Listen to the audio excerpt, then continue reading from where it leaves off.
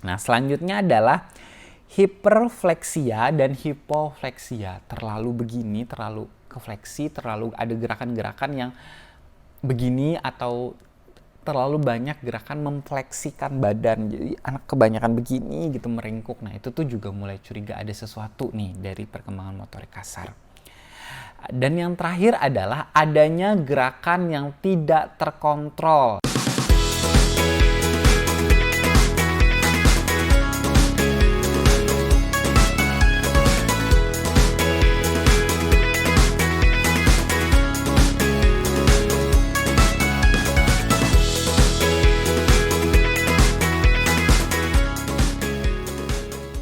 Assalamualaikum warahmatullahi wabarakatuh. Salam sejahtera untuk kita semua.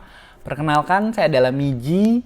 Saya adalah seorang okupasi terapi di kota Palangkaraya. Terima kasih buat seluruh orang tua yang sudah selalu support video-video di channel YouTube ini. Saya ucapkan terima kasih banyak. Selalu support dan selalu menonton serta mendukung video-video ini. Dan yang paling penting, selalu kembali mengulang aktivitasnya di rumah. Saya ucapkan terima kasih banyak. Nah, di video kali ini kita mau membahas tanda bahaya keterlambatan perkembangan anak. Jadi ada tanda-tanda bahaya perkembangan atau keterlambatan perkembangan pada anak.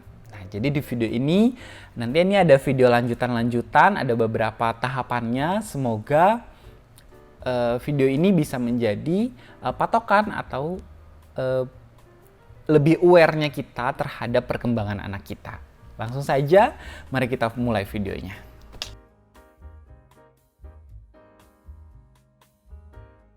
Oke, saya sambil lihat catatan ya. Nah, tanda bahaya atau biasanya dikenal dengan red flag, jadi bendera merah gitu. Kemampuan perkembangan anak. Jadi kita sudah mulai memahami bahwa ada sesuatu nih kalau muncul tanda bahaya ini. Jika orang tua menemukan salah satu refleks tersebut, maka orang tua diharapkan berkonsultasi atau berkomunikasi terhadap tenaga-tenaga ahlinya seperti terapis, psikolog anak maupun dokter anak, seperti itu. Nah, banyak sekali kasus anak-anak dengan keterlambatan perkembangan yang akhirnya ada pada batas sudah sangat terlambat seperti itu, karena belum aware-nya, belum fokusnya kita sebagai orang tua untuk bisa memahami gitu. Oh, ini nih terlambat nih. Oh, ini ada sesuatu nih, seperti itu. Nah, terkadang kita belum aware sedemikian rupa seperti itu. Nah, ada 4 aspek yang menjadi ranah perkembangan anak. Yang pertama adalah motorik kasar, yang kedua adalah motorik halus, yang ketiga adalah bahasa dan bicara, dan yang terakhir adalah personal sosial atau kemandirian. Nah, ini adalah 4 bagian dari sub-sub perkembangan anak seperti itu. Nanti kita akan coba bahas satu-satu apa saja itu. Kalau misalnya video ini terlalu panjang, saya nanti akan bagi menjadi beberapa part, 2 atau 3, semoga tidak terlalu panjang seperti itu.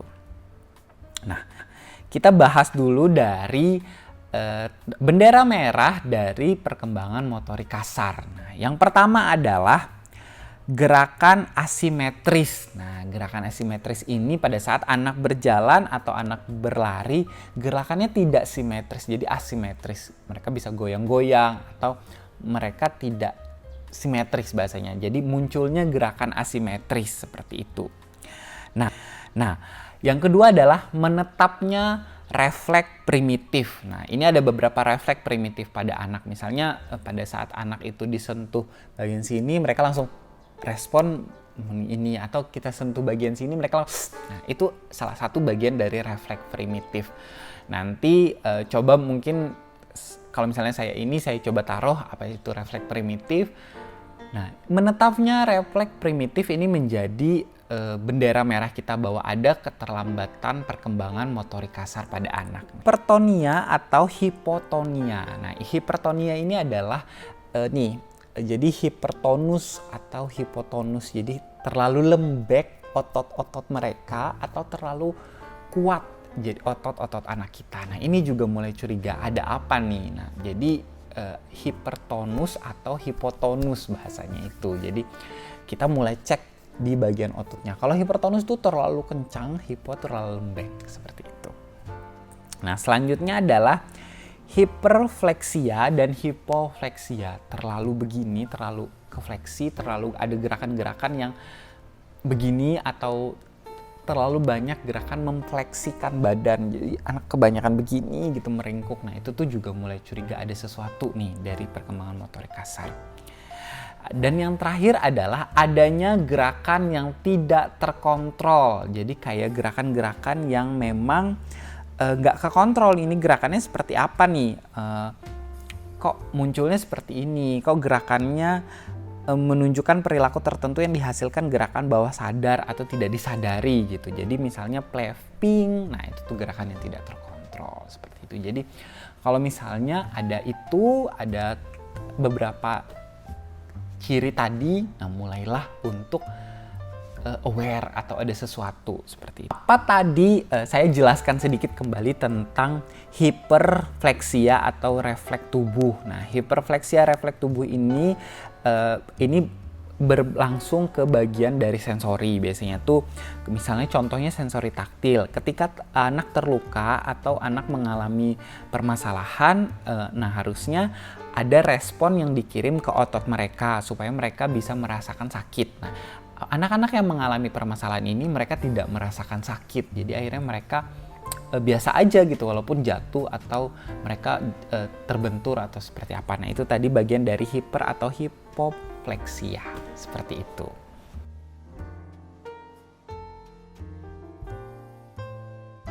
Selanjutnya saya buat satu video ini adalah motorik halus. Nah, jadi red flags pada atau bendera merah pada kemampuan motorik halus. Nah, yang pertama adalah bayi masih menggenggam pada saat usia setelah 4 bulan. Jadi tadi bayi masih melakukan banyak gerakan menggenggam setelah usia mereka 4 bulan. Padahal itu udah mulai harus dibuka jari-jarinya. Nah, selanjutnya adanya dominasi satu tangan sebelum usia 1 tahun.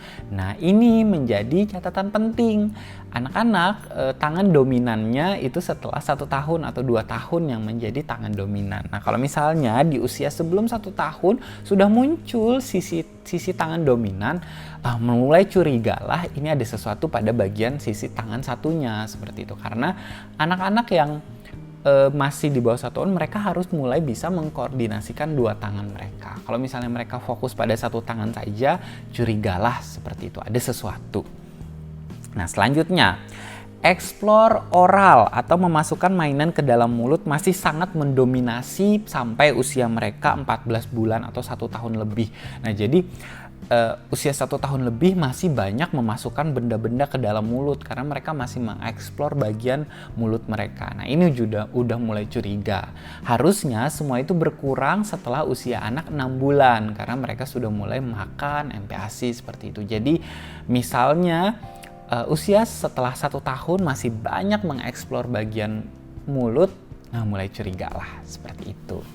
Selanjutnya adalah perhatian atau penglihatan yang inkonsisten. Jadi matanya tidak konsisten atau atensinya tidak fokus gitu. Mereka cenderung kesana kemari melihatnya. Nah, ini juga menjadi bendera merah bahwa ada apa nih kok mereka tidak konsisten dalam menatap kita seperti itu. Nah, mungkin itu tadi beberapa aktivitas atau bendera merah untuk kita bisa menyadari adanya keterlambatan bagi aspek motorik kasar dan motorik halus. Nah, 2 aspek lagi saya coba bahas di satu videonya supaya tidak terlalu panjang dan kita bisa lebih bisa fokus gitu ngebaginya seperti itu. Terima kasih kepada orang tua yang menyaksikan sampai di menit ini. Saya ucapkan terima kasih banyak.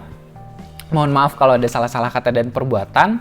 Saya tutup video ini. Wassalamualaikum warahmatullahi wabarakatuh. Bye-bye. Kita ketemu di part kedua ngebahas bagaimana bendera merah atau red flags, bagaimana sih keterlambatan atau bila muncul ini ada keterlambatan pada aspek bicara dan aspek kemandirian. Saya tutup, Assalamualaikum warahmatullahi wabarakatuh. Bye-bye.